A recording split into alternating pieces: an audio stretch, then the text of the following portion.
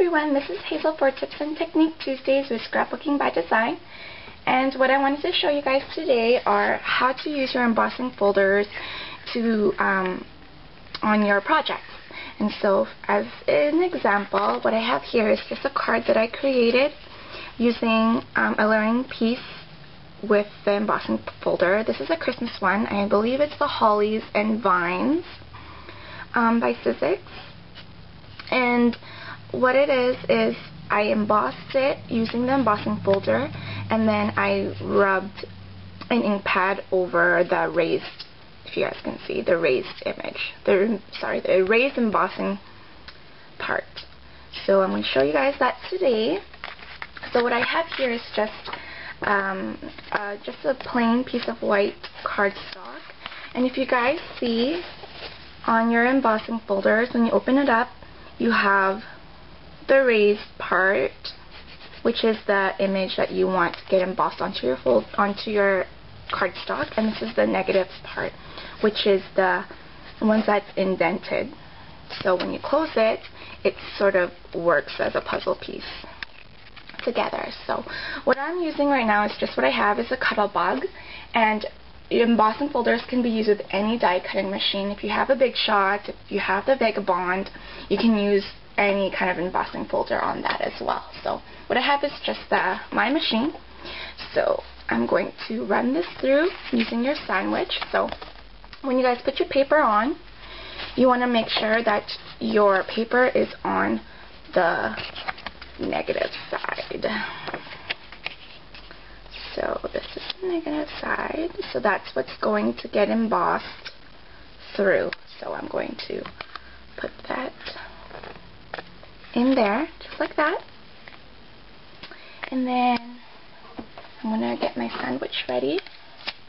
So I'm going to layer that on there, and then got my plates, my cutting plates on there, and I'm just going to run this through my cuddle bug. So I'll be right back.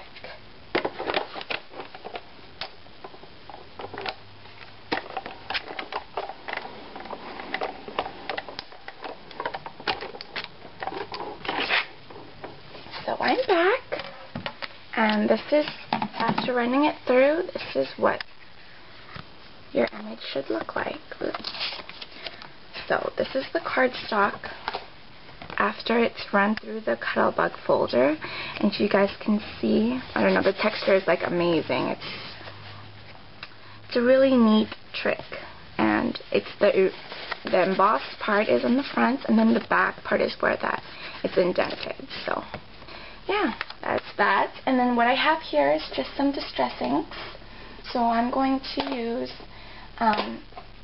let's see, Tattered Rose here, and just run your ink pad very lightly over the embossed raised part. So just to catch the highs of the embossed image.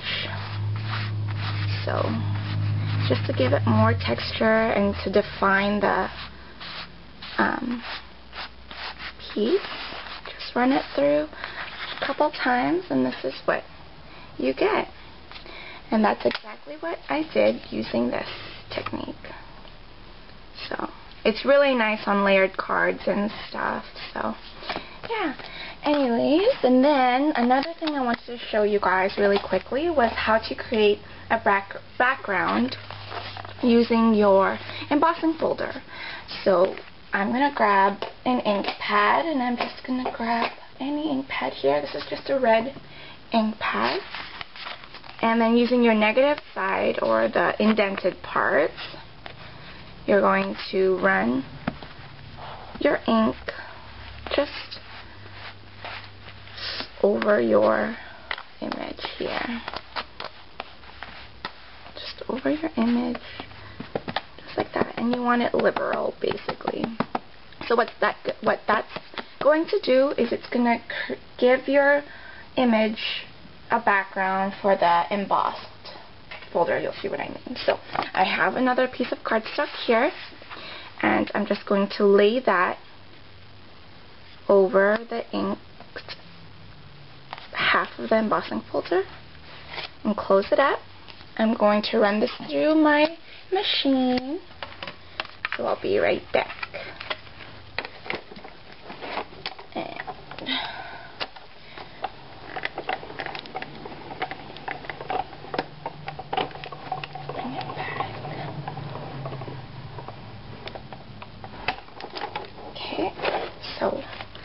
after running it through, I had another tip too is to run it a couple times through backwards and then crank it back towards yourself just to get a really good impression. And so this is what it gives you. It gives you the opposite effect of this one. So that's what it gives you. It colors in the non-raised parts of the image, which is also a really neat effect as well. So it's sort of the opposite of this one. So there you guys have it. 2 different techniques using the embossing folders. And I'll see you guys next time. Bye!